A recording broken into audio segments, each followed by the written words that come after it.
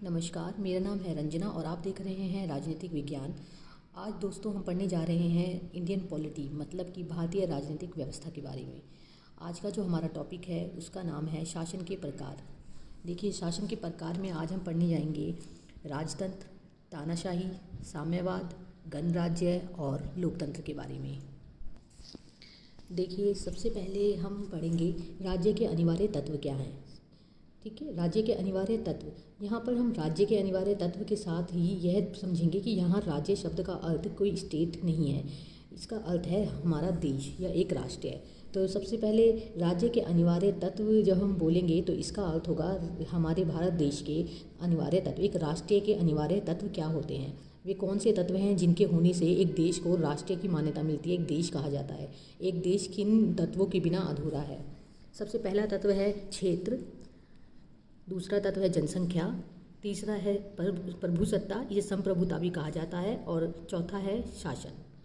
देखिए, इन चारों में से सबसे ज़्यादा इम्पॉर्टेंट जो है वह है सोवेरेनिटी, संप्रभुता।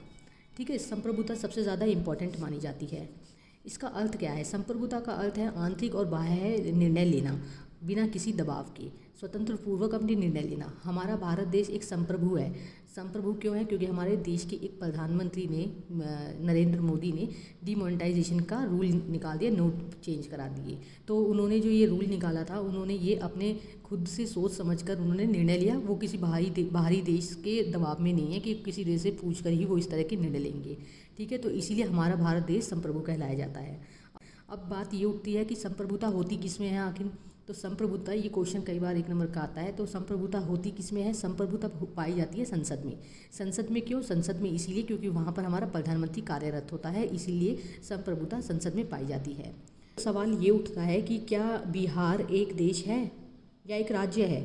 तो देखिए, क्या बिहार के पास क्षेत्रफल है? हाँ है। क्या बिहार के पास जनसंख्या है? हाँ है। क्या बिहार के पास शासन है? हाँ है, सरकार है अपनी। क्या बिहार के पास संप्रभुता है? नहीं।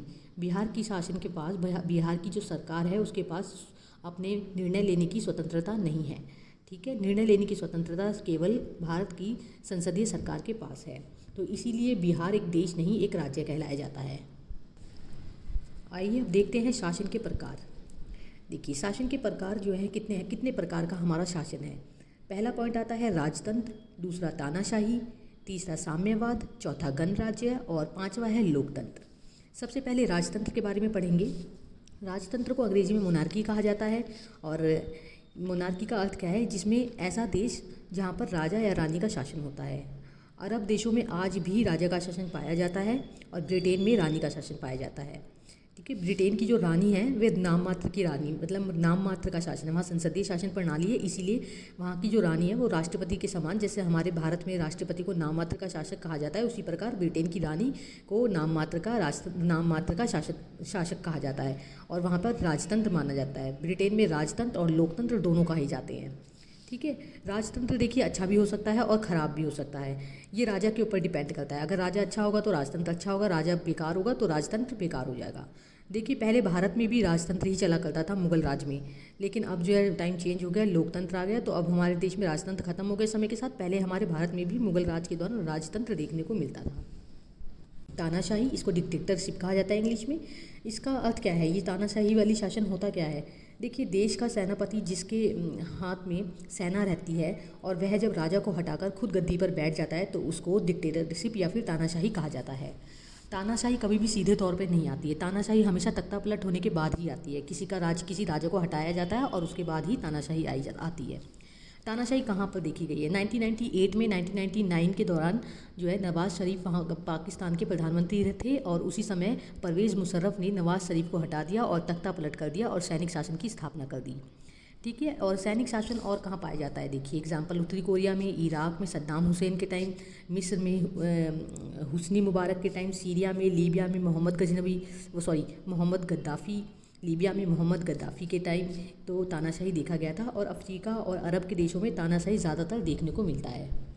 आइए, हमारा तीसरा शासन प्रकार है साम्यवाद। इसे इंग्लिश में कम्युनिज्म कहा जाता है या कम्युनिस्ट कहा जाता है, क्योंकि साम्यवाद की जो पार्टी होती है उसे कम्युनिस्ट पार्टी कहा जाता है। देखिए, जब किसी देश में जो है किसी एक ही पार्टी का या कुछ गिने चुने लोगों का, खास लोगों का जो समूह होता है वह शासन करता है तो उसे साम्यवाद कहा जाता है। साम्यवाद की एक ही पार्टी होती है। साम्यवाद में क्या है कि एक ही पार्टी होती है जो कि चुनाव में खड़ी होती है, उसे ही वोट देना होता है और वही जीतती है और सभी निर्णय वही लेती है। इसमें जनता का कोई पार्ट नहीं होता है। एग्जाम्पल के लिए चाइना में कम्युनिस्ट पार्टी है और वही सरकार बनाती है, वही चुनावों में खड़ी होती है और वही जीतती है। ठीक है, वहाँ जनता का कोई रोल नहीं है। एग्जाम्पल के लिए रशिया में भी जब पहले टाइम पे जब रशिया को जो है 1991 से पहले यूएसएसआर कहा जाता था, union of Soviet socialist Republic, तो उस समय वहाँ पर 15 गणराज्य थे और जब वे टूट गए 1991 में तब वहाँ साम्यवाद खत्म हुआ। पहले वहाँ पर भी साम्यवाद पाया जाता था। नेक्स्ट पॉइंट आता है हमारा गणराज्य। देखिए, गणराज्य कहाँ पाया जाता है? जहाँ पर देश के प्रमुख का चुनाव होता है वहाँ गणराज्य पाया जाता है। ठीक है, जैसे हमारे भारत में राष्ट्रपति का चुनाव होता है अप्रत्यक्ष रूप से, इसलिए यहाँ गणराज्य पाया जाता है। और इसके विपरीत है लोकतंत्र। लोकतंत्र का अर्थ है जहाँ शासन के प्रमुख का चुनाव हो रहा हो, मतलब कि प्रधानमंत्री का। जहाँ शासन के प्रमुख का चुनाव हो रहा होता है प्रत्यक्ष रूप से जनता के द्वारा, वहाँ लोकतंत्र कहा जाता है। ठीक है, अब देखिए, भारत में लोकतंत्र और गणराज्य दोनों पाए जाते हैं। हमारी प्रस्तावना में देखिए साफ साफ लिखा हुआ है कि हम भारत के लोग भारत को एक प्रभुत्व संपन्न समाजवादी पंथ निरपेक्ष एवं लोकतांत्रिक गणराज्य बनाने के लिए। ठीक है, तो हमारी प्रस्तावना में संप्रभुता, समाजवादी, पंथ निरपेक्ष और लोकतांत्रिक गणराज्य दोनों पॉइंट लिखे हुए हैं। तो हमारा देश लोकतांत्रिक भी है और हमारा देश गणराज्य भी है। हमारे देश में राष्ट्रपति का चुनाव अप्रत्यक्ष रूप से भी होता है और हमारे देश में शासक का भी चुनाव प्रत्यक्ष रूप से जनता द्वारा किया जाता है। आइए, अब हम लोकतंत्र के बारे में जानकारी लेते हैं। लोकतंत्र क्या है? सबसे पहला सवाल उठता है, लोकतंत्र क्या है? देखिए, लोकतंत्र अब्राहम लिंकन की जो एक डेफिनेशन है उसी से एक ही लाइन में क्लियर हो जाता है कि लोकतंत्र क्या है। जैसा कि अब्राहम लिंकन ने कहा है कि जनता के द्वारा जनता के लिए सरकार है, इसे लोकतंत्र कहा जाता है। ठीक है, इसमें जनता का शासन होता है, सीधे जनता चुनाव में खड़ी होती है और अपने प्रतिनिधियों को चुनती है, जो कि 5 साल के लिए उसके प्रतिनिधि संसद में बैठते हैं और इसी को ही लोकतंत्र कहा जाता है। लोकतंत्र भी देखिए 2 प्रकार का पाया जाता है, एक तो प्रत्यक्ष रूप से और एक अप्रत्यक्ष रूप से। जो प्रत्यक्ष लोकतंत्र होता है, देखो दोस्तों, वह जो है छोटे क्षेत्रफल और कम जनसंख्या वाले क्षेत्रों में ज़्यादा सूटेबल होता है, जैसे कि स्विट्ज़रलैंड में प्रत्यक्ष लोकतंत्र है। और अप्रत्यक्ष लोकतंत्र जो है ये बड़े क्षेत्रों में, बड़े जनसंख्या ज़्यादा बड़ा देश है तो वहाँ पर हमें अप्रत्यक्ष लोकतंत्र देखने को मिलता है। अप्रत्यक्ष लोकतंत्र में जनता अपने प्रतिनिधियों को चुनती है और उन्हें संसद में भेजती है और वे 5 साल के लिए अपनी सीट पर बैठते हैं और जनता की शिकायतों को दूर करते हैं और देश का शासन चलाते हैं। एग्जाम्पल क्या है इसका? हमारे सामने भारत और यूएसए में अप्रत्यक्ष लोकतंत्र देखने को मिलता है।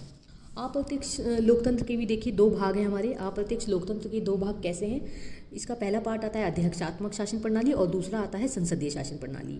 जो अध्यक्षात्मक शासन प्रणाली है यह हमारे यूएसए में देखने को मिलती है। यूएसए में नाममात्र और वास्तविक शासन जो है एक ही व्यक्ति के पास पाया जाता है, वह होता है राष्ट्रपति। और संसदीय शासन प्रणाली की मुख्य विशेषता क्या है?